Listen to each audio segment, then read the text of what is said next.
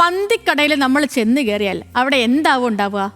വ്യത്യസ്ത തരം മന്തികൾ ഉണ്ടാകും അല്ലേ? എന്നാൽ മന്തി അല്ലാതെ മറ്റ് ചില കാഴ്ചകളുള്ള ഒരു മന്തിക്കടയിലേക്കാണ് ഇന്ന് നമ്മൾ പോകുന്നത്. ഈ സംഗതി സൂപ്പറാണ്.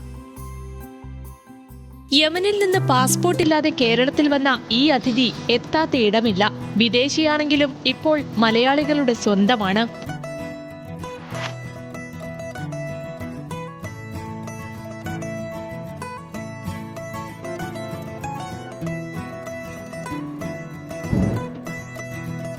പ്രഗ്നൻസി ടൈമിൽ ഇഷ്ടപ്പെട്ടു തുടങ്ങിയതാണ്.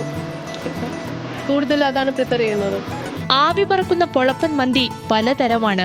അൽഫാം, ജമൈക്കൻ, ചാർക്കോൾ, ഫിഷ്, ഇങ്ങനെ നീളും ലിസ്റ്റ്.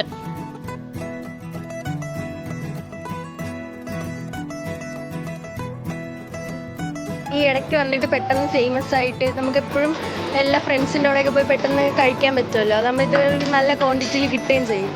പൊതുവെ മലയാളികൾക്ക് മന്തി ഇഷ്ടമാണ്. ഇങ്ങനെ ഒരുമിച്ചിരിക്കാനും. ഇതൊക്കെ എല്ലാ മന്തിക്കടകളിലെയും സ്ഥിരം കാഴ്ചയാണ്. ഇനി നമ്മൾ പറഞ്ഞ കാര്യത്തിലേക്ക് വരാം. ഇവിടെ വരുന്ന പ്രത്യേകിച്ച് ഫാമിലി, കുട്ടികൾക്ക് എല്ലാവർക്കും വേണ്ടിയിട്ട് നമ്മളൊരു സെൽഫി സ്പോട്ട് വെച്ചിട്ടുണ്ട്.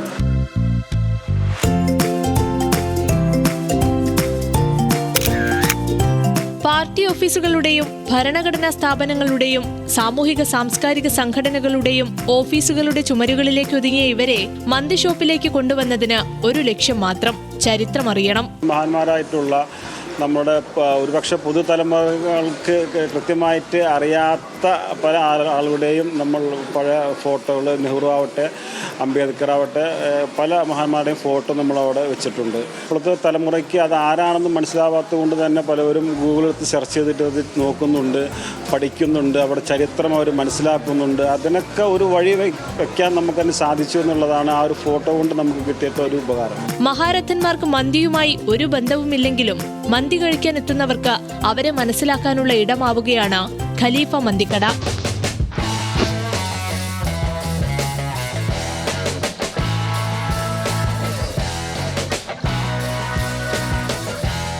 കടലിൽ നടന്നെത്തുന്ന എന്തിനേയും ഇരു കൈകളോടെ സ്വീകരിച്ച ചരിത്രമാണ് മലയാളികൾക്കുള്ളത്. അത് മന്തിയുടെ കാര്യത്തിലും തെറ്റിയിട്ടില്ല. പക്ഷേ ഇപ്പോൾ നോക്കുകയാണെങ്കിൽ ഭക്ഷണത്തിൽ മന്തി മന്ത്രിയല്ല, രാജാവാണെന്നാണ് ഓരോ തീന്മേശയും പറയുന്നത്. ക്യാമറമാൻ കൃഷ്ണപ്രസാദിനൊപ്പം റിപ്പോർട്ടർ അഞ്ജു ജയപ്രകാശ്, ന്യൂസ് മലയാളം, തിരുവനന്തപുരം.